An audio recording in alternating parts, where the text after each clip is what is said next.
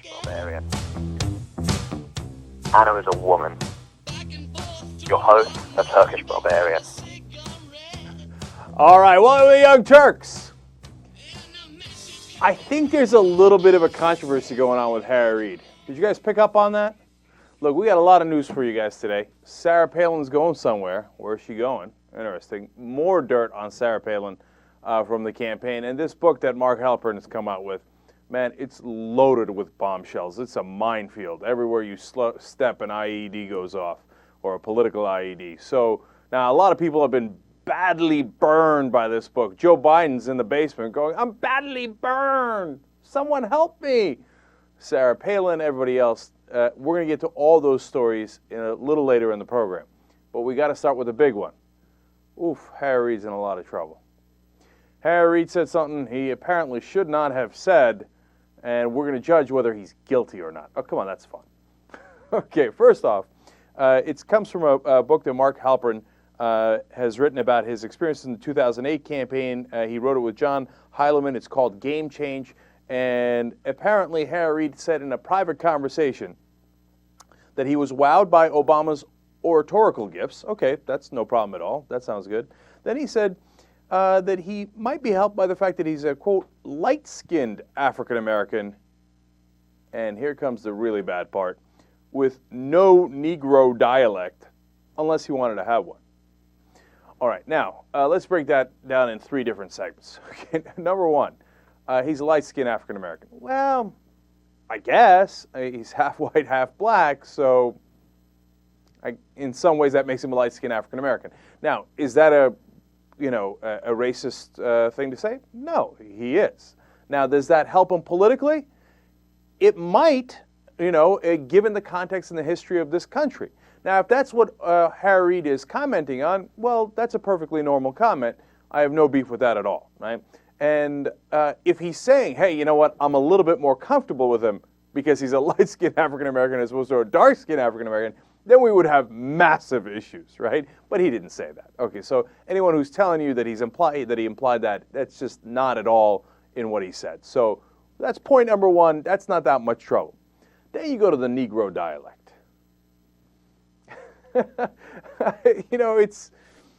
It's a hell of a funny way of saying it, And so number one, does Harry Reid think, you know what? Oh, these Negroes and their dialect.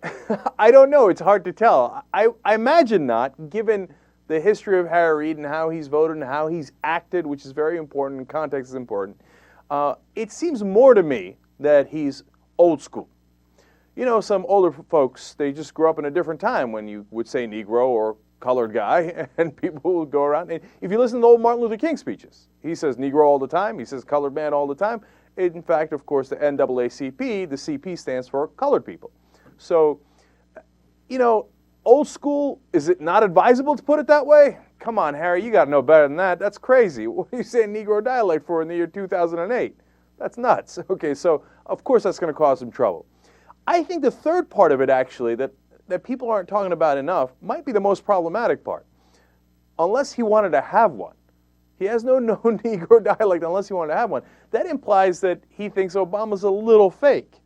That, he doesn't have an accent or a dialect, but that if he was somewhere where he needed to have one, all of a sudden he would have one.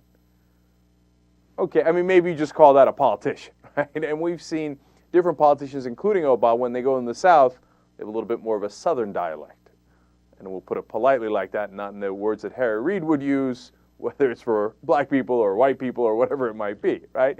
So I think that is maybe his worst insult to Obama in that whole sentence. Now, some people say, okay, but you guys are being unfair here. If this was a conservative who said it, you'd have ripped his head off. That's fairly true. So let's see if that's fair or unfair, right? Number one, by the way, I don't want anybody to be mistaken. I think it's a dumb thing for Harry Reid to say, because you got to know better in the year 2008 to put it that way, even if you think that, okay?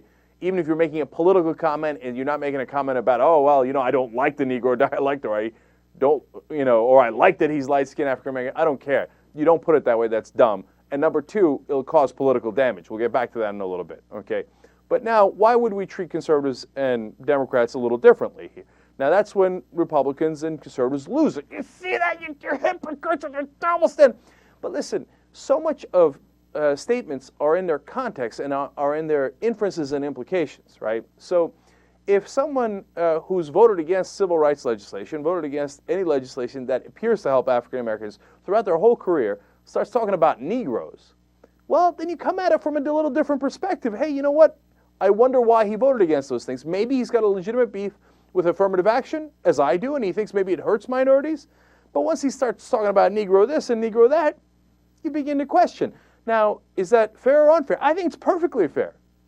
We live in a world full of context, and we try to divine why people voted the way they did and what leads to their actions, etc., or said the things that they said. Now, if somebody's voted to help African Americans and acted to help African Americans their whole life, that doesn't mean they can't be racist. Doesn't mean they don't have some old school thoughts. And maybe Harry Reid has some of those things. But does it mean that you give him maybe the benefit of the doubt as to whether he meant to be racist when he's never acted racist? Well, I think that's a fair conclusion. Now, look, if you think it's an unfair conclusion, I understand. If you want to let Harry Reid have it, let him have it. And I'm no big friend of Harry Reid, you know from doing this show. He's not my favorite guy in the world, right? But if you ask me about this specific comment, I think it's dumb, but I don't think it's racist. Okay. Now, as far as we can tell, by the way, I'm open to being proven otherwise if you show me other comments or other actions by Harry Reid, because as I said a million times, it's about the context. Now, the political damage. Oh, he's in a lot of trouble, man. You know, like I told you, that Mark Halpern book has a million damaging stories about so many different politicians, including John Edwards and Joe Biden and Sarah Palin, et cetera, et cetera. The only one anybody's talking about at this point is Harry Reid. Why? Of course, the right-wing media in this country is so strong. So the minute they picked up on that, they went ballistic on it. Fox News, Rush Limbaugh, all the conservative talk shows on a 24/7 loop. Harry Reid's racist, Harry Reid's racist, Harry Reid's racist, et cetera, et cetera. So now that's all anybody's talking about. And Harry Reid had terrible numbers for his re-election campaign in Nevada to begin with. Now you're going to add this controversy on top of it? Man, it does not look good. That's a tough blow for a guy who was already, politically speaking, if you believe the polls, it looked like on his last legs. This might be a straw that camel's back can't take. So, look, it might cost him with his progressive supporters if they believe that, you know, he meant it in a bad way. And if they don't show up to vote or they go to vote against him, oh, he's in a world of trouble. And it might cost him even more with independents. Not Republicans who are going to vote against him in Nevada anyway. But independents are critical here, and it might do even more damage there. And look, whether what he said is bad or not, perception matters a lot in politics. And if the perception is that there's two problems here. One, if they perceive him as racist, obviously that's a huge problem. Number two, if they perceive him as a bad politician, weak, and always failing or having to respond to controversies. Now, these controversies, whether they're right or they're wrong, they add up in political terms. And you got to understand that reality. So at the end of the day, Harry Reid, because of this, has really stepped in it, and he's got to perform some sort of magic trick to be able to get reelected in Nevada. I think he's in a world of hurt. And what's really weird is after all of this controversy, Harry Reid called in to tell us something about what we had on the set. And I was like, you sure, Harry? You want this on air? He said, yeah. And he said, you have a Negroid on the set. I said, oh, come on, Harry, what are you doing? What are you doing? You can't be going around saying stuff like that. Oh, that wasn't Harry Reid, JR? That was somebody else? Oh, that was a hate caller. Oh, okay, sorry. Okay. All right, look, JR, before we move on to the Michael Steeles and all the other nuances of this and internal conservative fight over this, a little bit of a fight, of course, being our African-American expert, you need to weigh in here. Guilty or not guilty? Actually, I've yet to. I didn't hear what you were saying before. I stepped away. Mm-hmm. But the thing is, guilty or not guilty of what? Racism? Mm-hmm. That's something we don't know. I feel like we've answered this with something else before. We don't know if he holds racist thoughts about black people in the country. We do know from these statements that he doesn't expect much, generally, from black people. Oh, that's interesting. Because the crazy thing about Obama is he's different than black folks. This guy doesn't speak with was it a Negro dialect? Yeah, Negro dialect. And he's lighter skinned. Now that part of the light skin part Who knows? I mean, maybe his mind is thinking lighter-skinned black folks are better. Or maybe he's just thinking society thinks lighter-skinned black folks are better because that's the way it always has been. Right. Who knows? But either way, like you can't fight about I don't care about the lighter-skinned black folk thing because that's just what society thinks in general. Might as well accept that. But then I think the other part of it is saying, there's no Negro dialect, which means that's an issue. I don't know. It just says a lot about what he thinks. Now, racism means he thinks that everyone's better. There's another group that's better than.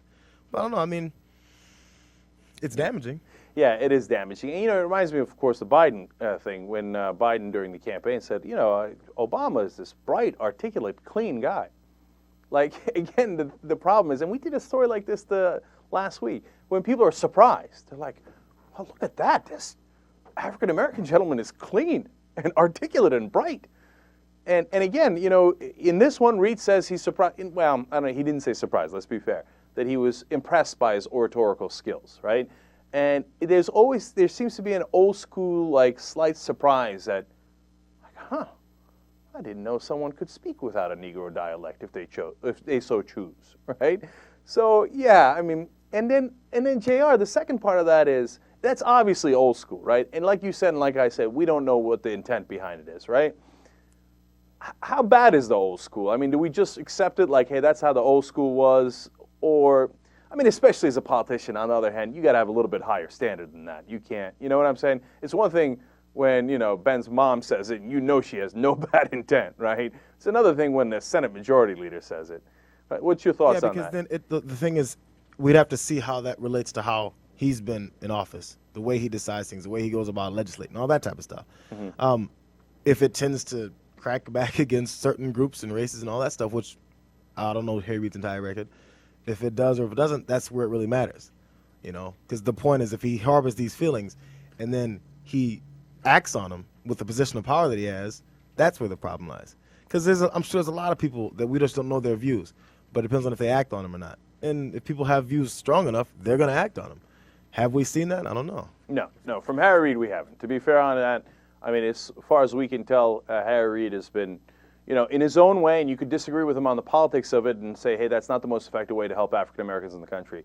But with his votes and his actions, he appears to have tried in his way to be as helpful as possible to African Americans in the country. So, I mean, that goes a long, long way, if you ask me. All right, now we're going to go to Michael Steele's reaction in a second. But before we do, a couple of fun, quick stories. Randomly, Blago gets involved. You remember the former corrupt governor of Illinois, Blagojevich? He says, I don't know what you guys are talking about. I'm blacker than Obama. Okay, now that's not about this controversy, but he just decided to inject himself into the racial controversy surrounding Obama. And they're like, okay, Blago, you seem awfully white. Why are you blacker than Obama? He's like, oh, my dad owned a laundromat in an African-American area, and I used to go there all the time. Yeah. Okay, I wouldn't really go in that direction. I just wouldn't. I don't think that's the right way to go. And today, Blago came out and started to backpedal. And he's like, I'm so sorry. I should have said I'm blacker than Obama. I mean, that was a poor way of phrasing it. He did a press conference, 5-minute press conference. By the way, why is he doing press conferences? But anyway, where he said sorry 12 different times. I think, Jer, we have a clip from the press conference, right? Oh my God, I am totally sorry for that. I regret it. I'm sorry. You're saying I'm sorry. That was just my mistake and my bad, and I'm sorry. It's weird how he changed dialects there in the middle of the press conference. Uh-oh, we're on to something here. Dialects. Okay. All right, let's go to Michael Steele. So now Michael Steele has his own issues, right, with racially insensitive comments. Just last week he said honest Injun, which is not the way to go, which is we explained last week, right? But he thinks it's totally different than the Harry Reid situation. He's got a long quote about how Harry Reid is, should not have said this, and he's deeply offended. Let me read you that quote first. I think he should step down, he says. There's a standard where Democrats think they can say these things and apologize when it comes from the mouths of their own. But if it comes from anyone else, it's racism. It's either racist or it's not. And it's inappropriate, absolutely. So if the standard is the one we saw with Trent Lott, the leader at the time, then I think this absolutely falls in the category here. Remember, this is the same leader who just a few weeks ago talking about health care in the context of slavery. Clearly, he's out of touch. Okay, those slavery comments had nothing to do with anything. They weren't even vaguely racist. That's just involves black people, apparently. So Michael Steele thought he'd bring it into this conversation. Now, is it the same as Trent Lott, right? Trent Lott said he wished that Strom Thurmond had won back in 1948. Strom Thurmond ran as a segregationist, saying black people and white people should be separated from each other. Now, Trent Lott said this, fairly recently, when he was in power. Okay, and not only did he say that, he added saying we wouldn't have had a lot of problems in the country that we did if he had won. Now, there is no confusion about that intent. There's no confusion about that context. He's saying, God, golly gee willikers, I wish we'd kept the blacks and whites separated, then we wouldn't have had all the troubles we've had with. I don't think he means with the white people. I think he probably means with the black people. Now, maybe I'm being unfair. You interpret it any way you like. Is that different than Harry Reid's comments? Oh, come on now. Now, look, if you're a conservative and you think there's no difference between those comments, I think you're kidding yourself. Okay? Is Harry Reid's comment stupid? Should he not have said it? Yes. Is it in the same ballpark as Trent Lott? Not even close. And if you're saying don't look at the context, you're asking people to be stupid and not to use normal human judgment. Now, but it's not just Trent Lott. Well, how about Michael Steele's comments about Honest Engine? Last week, Fox News went back and changed the transcript so that it said Honest Engine. But there is no such thing as Honest Engine. They realized they weren't going to get away with that because this had caused a huge brouhaha, right or wrong, right? And so Chris Wallace decides he's got Michael Steele on. Steele's made the comments against Harry Reid, so why not ask the natural follow-up question? Let's see how Steele responds. Oh, clip number 5. It's refreshing, it's exciting to be able to go out there and stir the pot up and push the party. We were. But let me give you an example. Let me give you an example of stirring the pot up, if I may, Mr. Steele. Some people say, Republicans, that one of the reasons that you have difficulty talking about racial slurs is that perhaps you made one of your own this week. Let's put up what you said on Hannity this week. Platform is one of the best political documents that's been written in the last 25 years. Honest Engine on that.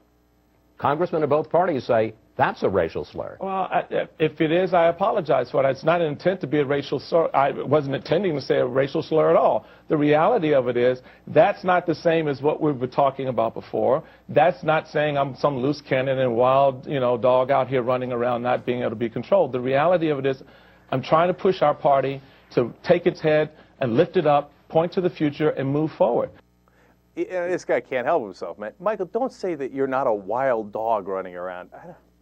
There's nothing wrong with it. It's just goofy. It's stupid. Don't say that. It's bad visuals, bad imagery. Anyway, look, did he do a good job of distinguishing his comment from Harry Reid's comment? Not at all. If Harry Reid has to step down because of his comment, well, your comment was also racial. Don't you have to step down? He said, oh, no, it's not at all different. I mean, it's not at all the same. How so? Now, do I think Michael Steele should step down? No. Listen, he's got his own problems, and the Republicans might want to step down because of how he's handled the finances, because of his clownish statements that have hurt the Republican Party, in my estimation and in their estimation. But on the Honest Engine comment, look, it was a stupid thing to say. Again, maybe it's old school. I don't know what it is. It's not right, okay, as Harry Reid's comment is not right. But do I think that Michael Steele is racist against Native Americans? Look, maybe I'm wrong, but I don't see it, okay? He's never acted that way. Context matters. He's never acted that way. He's never voted that way. And you'd really have to come with fairly good evidence to convince me that he's biased against Native Americans and he just views them as Indians. No, it's stupid, but I don't think it's racist. So, on both counts, Harry Reid and Michael Steele, are they stupid in saying those things? God damn it, that's not right. Oh my God, I am guilty. Now, are they guilty of being racist? For the moment being, I got to go not guilty, okay? So, let's take a quick break here. We're going to come back to that story because, God, in that book, Hillary Clinton, Bill Clinton, everybody's under the bus. I mean, it wasn't talking about the campaign bus. It was talking about people under the bus. So we're going to come back to that in a little bit. But we've got a great guest coming up for you on the economy and how Obama's handling it and something egregious that the Fed has done yet again. All right, come back, Young Turks.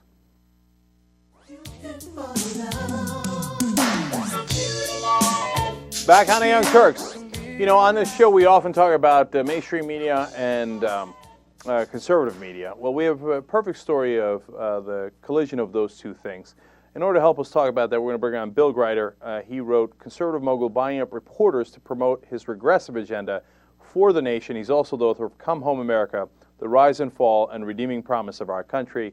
Bill, welcome to the Young Turks. Thank you. All right, Bill, who is Pete Peterson?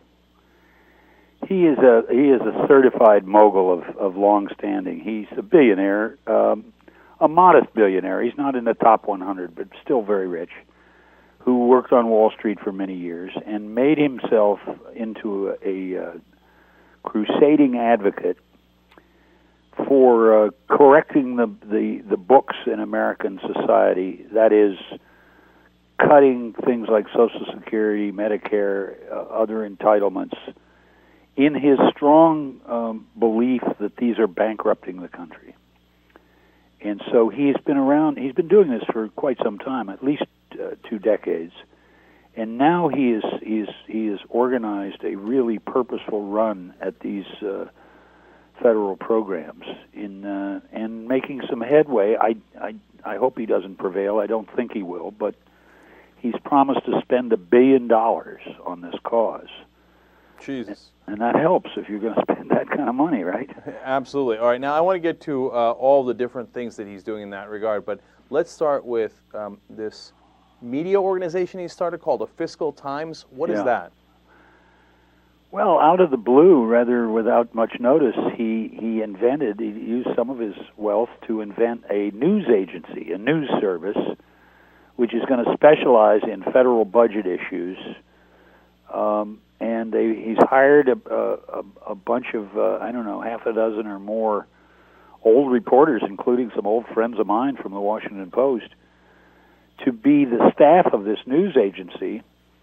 And they're going to produce news stories and then give or sell them. It's not clear, but I think they give them to regular newspapers to run. And one of the newspapers that's made a deal with him is the Washington Post, my old newspaper from years ago. The problem is that these news stories and the subjects of them are the very arguments that Pete Peterson is making against Social Security, et cetera, et cetera. And for a media scandal, this one is really rich because, wait a minute, the newspaper itself is trusted to do its own reporting. They're in financial trouble, as everybody knows, and so they're throwing reporters over the side. So now this billionaire political advocate is going to buy the news stories for them. And leave aside how I feel about Social Security and other issues vis-a-vis Pete Peterson, this is just wrong. It's just obviously wrong.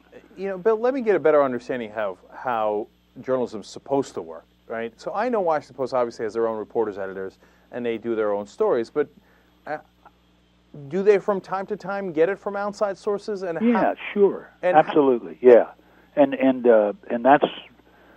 that's one of the leakages, which I think people like Peterson, I understand why they're taking advantage of it because it already exists. I mean, one example, for instance, is Washington is filled with the think tanks, left, right, center, on every issue you can imagine, and they're generally financed by tax-exempt contributions from wealthy people or corporations or whatever. And they claim to be sort of disinterested think tanks. We're just looking at policy and coming up with sound, good answers and so forth. But usually, not always, but usually, they're really riding a hobby horse for somebody with enough wealth to pay for their salaries and so forth and so on. And you can talk about Brookings, you can talk about Heritage, Cato Institute. There are very few exceptions to what I've just said. So that's a more subtle version of the same thing. People using wealth to develop a policy agenda, which they then insinuate in the public debate. And that's, I've been writing about this for many years. It's one of the insidious ways that politics gets bought by people who have the money to buy it. So is it just simply the Heritage Foundation does a study and then the Washington Post covers the study. That's one way of doing it. But in the past, has the Washington Post or other news organizations simply gone to a conservative or liberal publication, gone to The Nation or gone to the Weekly Standard and said, all right, you write this article, or, oh, that's an interesting article, I'll run it? No, that's the difference. See, they would, in fact, they would be sort of offended by the thought of doing that in their normal operations. And it's a lot of tiny places, small newspapers, whatever, smaller magazines, even including The Nation. This is not a do or die issue, right? Of course, we depend partly ourselves on the generosity of contributors, although The Nation is actually more or less breaking even these days. But the Washington Post or the New York Times or whoever of that scale is a very different animal. It has enormous prestige and influence over public life in Washington. And part of the reason it has that is because people trust it to be, not that it doesn't have its biases, but to be more or less straight. And that's where I find this very dangerous. And I have my own argument, long-running arguments and critique of Pete Peterson and his views of government and deficits and everything else. But even putting him aside, I think what he's doing is developing the model for how dozens and dozens and hundreds of people can use wealth to surreptitiously buy their way into news columns. We're talking to Bill Greider. He wrote about this for The Nation, and his book is Come Home America, The Rise and Fall and Redeeming Promise of Our Country. Bill, so how does the Washington Post justify it? I mean, here it is, the Fiscal Times, again, whether you agree or disagree with Peterson's conservative stance, clearly is going to write articles that are conservative. They're not going to write an article, and to my knowledge have not written any article that says, hey, you know what, turns out Social Security is solvent and it's fantastic. It's just that all these politicians stole from it. They're not going to write those. So obviously it has a slant. The Washington Post cannot deny that. So how do they justify running these articles without really letting people know? Well, they made a big mistake going in, which is the first piece they ran was it was like a knockoff of speeches that Pete Peterson has been making for some years about how terrible is the state of Social Security and how something must be done about it. And there's a proposal in Congress which conservative deficit hawks are pushing that would create a, quote, special commission to study the deficits and make the tough decisions that Congress doesn't want to make. That is, whack Social Security benefits, raise the payroll tax, or maybe do both. And this is a scheme that's been floating around Washington, promoted by Pete Peterson above all, to give politicians in Congress cover. You have you can't amend this proposal, you can't change any part of it, you can't reject parts of it. You have to just vote up or down, yes or no. I want to reduce the deficits, or I don't want to reduce the deficits. And they think that's going to somehow protect members of Congress or senators from public wrath when the people find out their Social Security benefits have just been whacked. I think they're wrong about that, but that's their premise. The point is, the Washington Post starts by saying to itself, not to the public, we more or less agree with that. So what's the harm? And we think it's right. We think all those kooks like Bill Greider are just all wet. They don't understand how serious this crisis is, and so forth. The second part of it is they hire old reporters, including a couple who were on the Washington Post, and some colleagues of mine many years ago when I was on the Post. So these are decent, straightforward, honorable people. I happen to know their views on things like Social Security, and they are in fact identical to Pete Peterson's views. But you still got a second layer that says, well, we're being professional about this. Their big mistake was they didn't share any of this with their readers. They just ran this story and a little tagline saying, this is from the Fiscal Times, whatever that is, and they didn't explain what it was. And above all, they didn't say it's being financed by Pete Peterson, who is selling this same garbage every day in lots of different ways. See, Bill, and you see what I mean? They could correct all those things, but they've still got this odd relationship where they've essentially opened some of their news columns to a guy who's selling stuff in Washington. Yeah, Bill, I think this is the perfect case to talk about how the conservative media works. Because, I look at it from the outside before I read your stuff on it and Dean Baker's stuff on it. And I saw it as, wait a minute, now why does this commission that's going to study Social Security and maybe cut it, right? That's about so-called, deficit, fiscal responsibility. Say, why did they get a commission and then that commission wins and there's no amendments, there's no negotiation, et cetera? But when we do health care, there's negotiations and amendments and compromises, et cetera, right? And then so you look at it and you go, that doesn't make sense. Why is such disparate treatment? And then you look behind the story, and what you have is people like Pete Peterson who are buying the news through the Fiscal Times, selling it to the Washington Post. Washington Post runs it without telling people, and that becomes what Simon Johnson talks about in regards to economics as intellectual capture.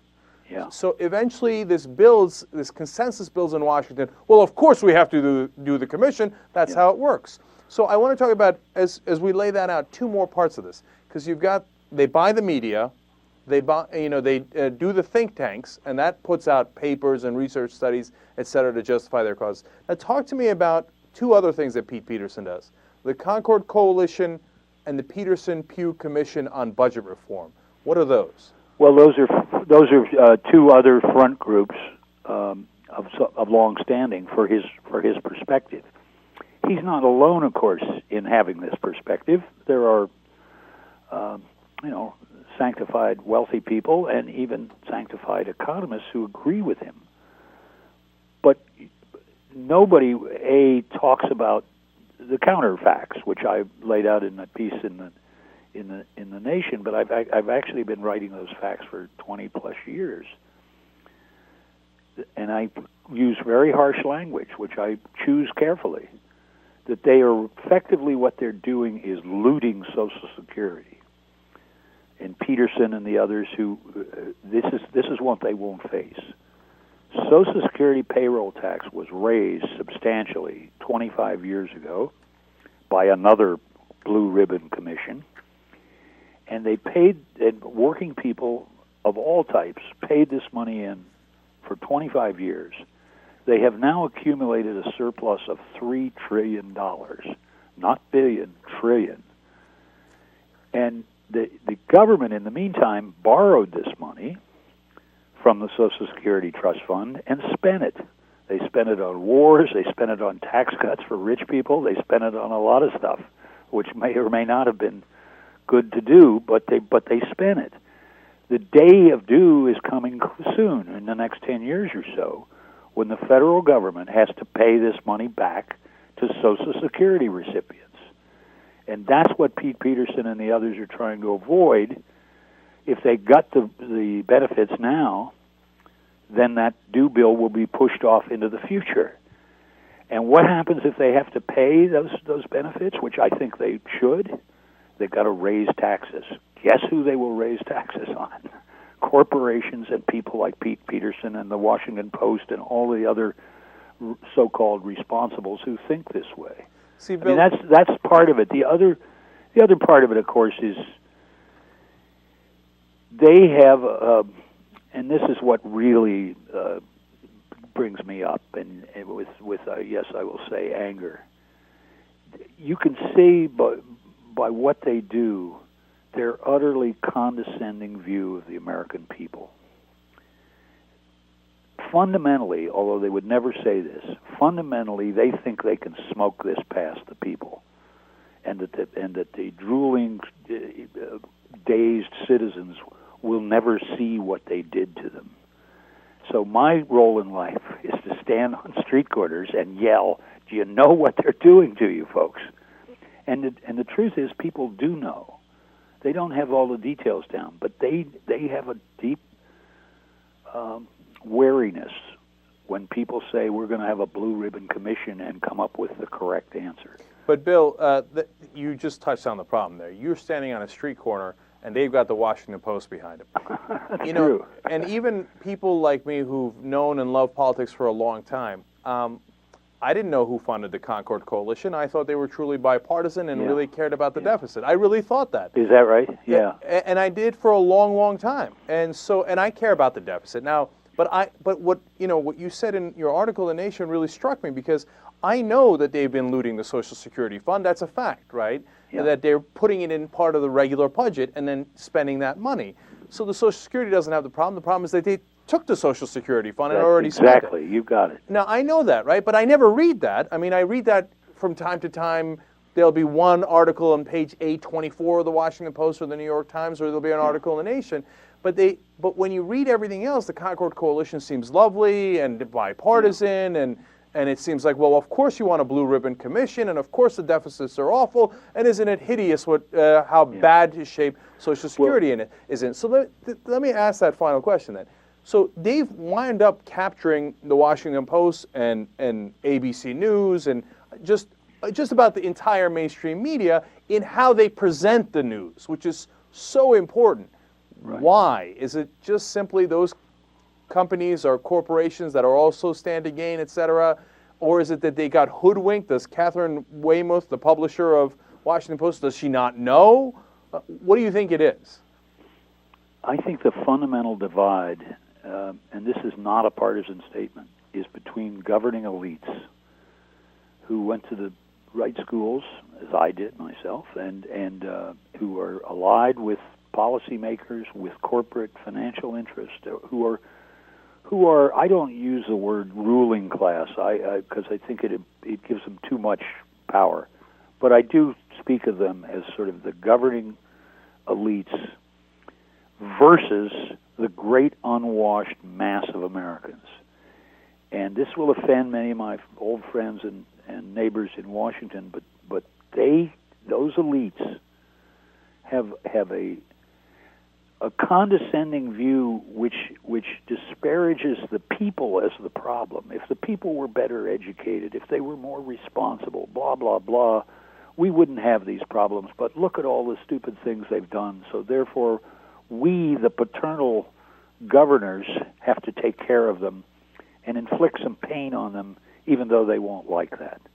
Now, nobody sits around at dinner parties and says it quite that bluntly, but I've been to those dinner parties, and they come very close to what I just said.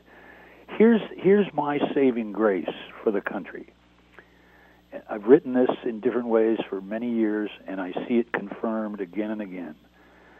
The American people as a whole are smarter than the elites imagine. They don't get everything right. They do have some stupid impulses now and then, but they find their way to the truth about things far more successfully than they're given credit for. So I'm making this argument on a street corner. It's true, and tiny little voices like me, there are a number of us. But we beat them 4 or 5 years ago when George Bush was trying to privatize Social Security. And we will beat them again this time. They may pass in the Senate. I don't think they will, but if they do, believe me, people will be up in their chairs, and you will see public opinion come hard after this president and this Congress, and jerk their chain. I hope soon, and get them off of this stuff. So it seems like a very uneven contest. But the people do move eventually. They don't move as fast as I would like to see them. And war is another issue here. The Washington elites are trying to convince themselves that going deeper into the muddy of Afghanistan is sound policy. And yes, they know it will be difficult, but we have to do it, et cetera, et cetera. I think they're setting themselves up for a real whiplash from the American public, because people already have profound doubts about this war going on, and certainly getting larger. And we'll see. Maybe I'm wrong, but I'm putting my chips down on democracy. I think it can work. Unfortunately, it takes some extreme provocation for people to push back. All right. Bill Greider is the author of Come Home, America, The Rise and Fall and Redeeming Promise of Our Country. He's also written this piece in The Nation, which we'll put up on the website along with Dean Baker's piece and Kevin Drum's piece from Mother Jones. Bill, thank you so much for joining us on the Hey, thanks. I enjoyed it. We really appreciate it. We'll be right back.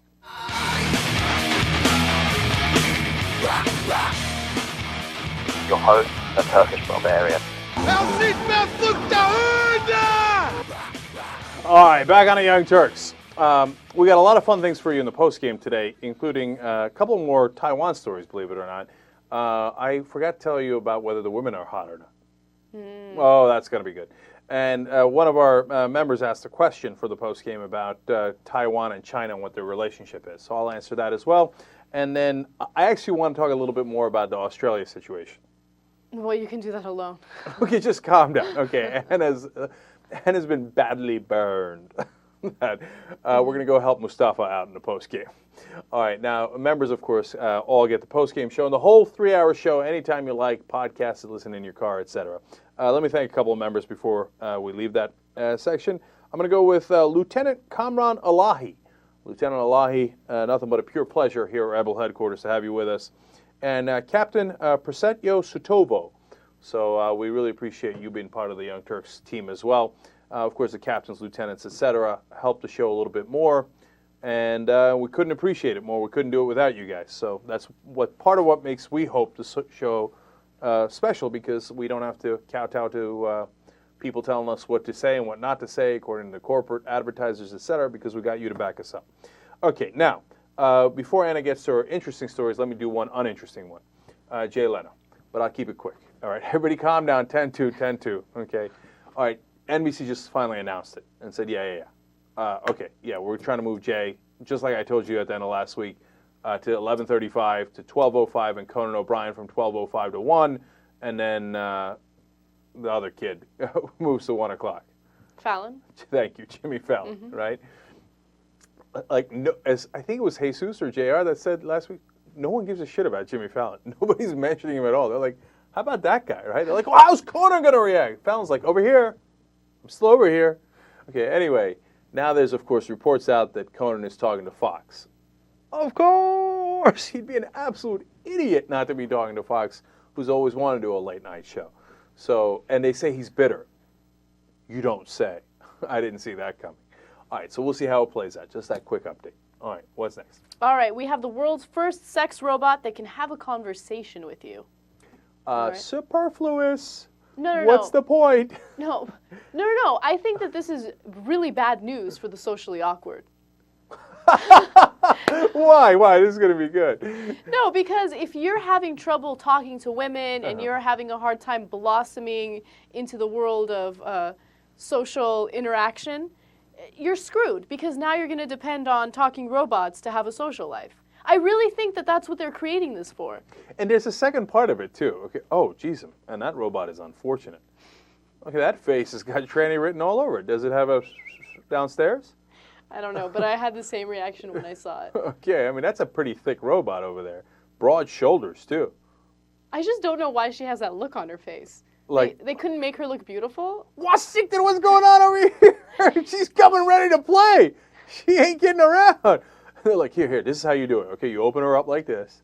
This is wrong, man. She is a curvaceous robot, I'll give you that. No, she's also the offensive tackle for the Cowboys. Look at those broad shoulders, man. I'm telling you, you're going to get a surprise with that robot. Mm-hmm. She's going to whisper something wrong in your ear. She's like, how you doing? Right. You want to see what I got going on downstairs? Let me explain the mechanics of this robot real quick. So it's going to have a laptop attached to its back, right? And then that's another awkward part. Right. You can update it, sorry, hold on. Let me move you around this way. I mean, how are you going to get comfortable with the laptop underneath her? But anyway, go ahead. I'm sure people can get creative, figure it out. I suppose. But, they're going to use that laptop to program the robot to say whatever you want it to say. Apparently, it's intelligent enough to learn about specific topics. Like, one person quoted in this article says that he's interested in baseball or something, so he had his robot learn everything there is to learn about baseball so they can have a conversation about it. Oh, that's freaking psycho. Okay, there's two. That leads to the second problem, which is that if you think having a conversation with a sex robot is having an intelligent conversation, that's also going to hurt you in the social circles. Right. You're like, well, I don't get it. That really worked with the robot. Why didn't it work with the girl at the bar? Because she's not a robot you programmed. Did you think about that? And the girl's not going to be like, well, you know, let me tell you more about the stats of the shortstop for the, you know, San Francisco Giants. Because it's not how it works. And second of all, Jesus, give me that last picture one more time. Okay. Does this look like a smart robot to you? I mean, you got to have a conversation with this? Okay. People are crazy, man. But look, you knew it had to happen. Okay? Keep it real. And you know what? Here's another thing that's going to happen. They're going to make him better. The next one's shoulders are going to be a little less broad. The face is going to be a little less manly. They're going to look more and more human. They're going to be able to, quote unquote, talk a little bit better. And next thing you know, a lot of guys are going to be like, well, she does look pretty hot. I mean, this is only going to get a small fraction of the guys who are into that thing, right? But and then they're going to be doomed for life. I know. It's a disaster waiting to happen for all of us, for all of society. It started in Japan, and it's spreading. And by the way, a story about sex robots had to happen. I'm just waiting for it. It was a long story. I'm like, come on, give it to me. Mm-hmm. And, of course, in the middle, they're like, well, the first robots were out of Japan. Okay, the first sex robots, mm-hmm. right? But this is apparently an advanced version. This is an American-sized sex robot. Better than those puny Japanese sex robots. This is apparently more advanced. I don't know what else she does, you know, other than mm-hmm. talk. But and besides which, if you're buying the sex robot, you're not buying it for the conversation. Okay. No, but I think that there are some people out there who might. That's what I'm saying. Like, which is even sadder. You're right. It's sad, and it freaks me out. Because you want those socially awkward people to go out and blossom and learn to talk to people and learn to build real relationships and real friendships. It's scary to me to think that someone is afraid to go out and meet people, so he's going to stay inside his room all day long with some robot that he thinks is having a logical conversation with him. Yeah, I hear you. And I don't believe that the robot can have a real great conversation. I think it says things like if you touch it there, she goes, ooh, you know, and if you touch it there, she goes, watch out, you don't know what's coming. One thing that the robot says is, I love holding hands with you. And then apparently it says another thing that's really dirty, and the article wouldn't quote it. All right, now I'm going to throw you under the bus a little bit. Okay? No, why? Don't. Because, no, here's why. Because this is theoretical Anna. Mm-hmm. Real world Anna is, if she's at the club and that socially awkward guy comes up to her and wants to blossom by having a conversation with her. But that's what I'm, no, listen. You see what I'm saying? Boom, boom, boom, boom, boom. There you go, under the bus. But you see what I'm saying? First of all, I think that you have the wrong idea of me. Okay, you're assuming I'm going to be rude. I'm never rude to people, ever. Mm-hmm. In person, nothing. If they're going to come up to me and try to talk to me, I will have a conversation with them unless they say something rude to me or if they say something to offend me, right? Mm-hmm. I'll humor them a little bit. Yeah, I rest my case. Ladies and gentlemen of the jury, I rest my case. I'm kidding. No, in all honesty, look, my friends get mad at me because whenever we do go to clubs and we have the annoying group of guys that no one wants to talk to us, I'm always the one that I can't let them go. Like, I feel bad, so I'll continue talking to them. But listen, that's part of... The annoying set of guys that want to talk to us that I don't really want to talk to. Hold on. But you're assuming that I'm just going to shoo them away. Part of blossoming in the social world or whatever, or socially blossoming, right, is going through the rejection and learning how to deal with it, and then learning what women like and don't like. How do you approach them? It's all about evolving, right? So you got to go out and do that. You got to figure out what women get turned on by and don't get turned on by. No. Okay, now I'm going to come back and back you up, because that's a very good point. It really is, because that's true. That's what happened with me, too, mm-hmm. right? Like, in the beginning, it's not, do you think I was born this suave and charming? Okay, no, seriously, in the beginning, I'm all like, hi, how are you? Oh, the nice green dress. I don't know why I had an accent back then. Okay, yeah, and I was a disaster. And eventually, I got to the point where women would sleep with me even though I looked like a disaster. Mm-hmm. So I must have done something right? So what you do is you learn. Little by little, you learn and stuff, and you figure out what works and what doesn't work. So Anna's right about that. Even if she does blow you off, you've at least learned something from it. Is she not merciful? Is she not merciful? By the way, I won't blow you off, okay? Don't get the wrong idea of me. Okay, now let me throw myself under the bus to wrap this up. Please. Okay. I get the same rap as you, but it's worse for my friends because I'll talk to anybody, including guys. And so we'll be on a trip with all my friends, and some guy will start talking to me, and I'll start talking back. And all the Steve-O's and everybody else is like, oh, Jack, oh, you like that guy? Oh, why don't you talk to him a little longer? Oh, you know, he wants to hold your hand like the robot. Okay. So, no, I'm right there with you. I talk to people, and I actually, I'm worse than you. I like it. I do too. No. Hold on. Let me tell you a story real quick, because this totally sparked my memory. When I was in New York, we were at a karaoke bar or whatever, and then I walked outside, and on the steps there was this guy, and he was super talkative or whatever, and I engaged in a conversation with him, and at that point my friends walked out and they were ready to go. And I'm still talking to this guy. I don't really know how to end the conversation, so I continue, and I'm like, all right, well, I gotta walk this way. He's like, okay, I'll walk with you. And I couldn't say, no, don't walk with me, or we'd rather just go alone, right? I continued talking with him. So he's walking with us, and we could not get rid of the guy. And my friends were so irritated because I continued asking questions, right? That's so me. That's exactly what happens, except it's guy on guy, so it's even worse. Not that there's anything wrong with that. Obviously, I don't think there's anything wrong with that, but boy, do I take shit. If Steve-O was here, you know what he'd say? He's like, they don't start the conversation. He does. Okay. But I do draw the line somewhere. We were in Europe once, in Switzerland. Same thing. Guy starts talking to me. I start talking to him. We're going. He's following us, right? Steve and Sujay and Cindy are like, can you wrap this up, right? And I did draw the line. When the guy asked if I could sit on him. What? Swear to God. He's like, right, quite right, jolly right. He was British. He says, it's just, I've got this back problem. Do you mind if I lay down on this bench and you sit on me? It's like, dude, I got to call it there. I can't really be sitting on you. So, sorry, man, we got to go. Okay. He's like, no, it's just only take a second. Just go sit on me. It's like, I can't. I can't go that far. So, apparently, even I have a line. All right, listen, we got to go to the post game, and in the post game, so many good stories. I know. I don't know. I'll tell you this for sure. We're definitely doing the world's longest penis. Okay. And it's not even a walrus's; it's a human penis. Okay. And then the Taiwan stories, and then the other stories that I promised you, and then some doozies in here. Come back. We'll see you at the post game.